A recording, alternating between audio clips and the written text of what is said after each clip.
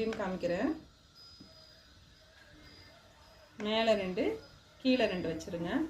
கீழால் ஒரு சுற்று சுற்றிட்டு இந்த 2 விரலையும் இப்படி கொண்டு வந்துட்டு இதை இப்படி பிடிச்சிட்டு இதை அந்த நாட்குள்ளே பூ இருக்கிற மாதிரி பண்ணிடுங்க. பண்ணிவிட்டு இந்த இடத்துல டைட்டாக பிடிச்சிட்டு, டைட்டானா ரொம்ப பிடிச்சிட்டிங்கன்னா இந்த இடத்துல காம்பு பிஞ்சிரும். அதனால் இப்படி மெதுவாக இழுத்து டைட் பண்ணிக்கோங்க.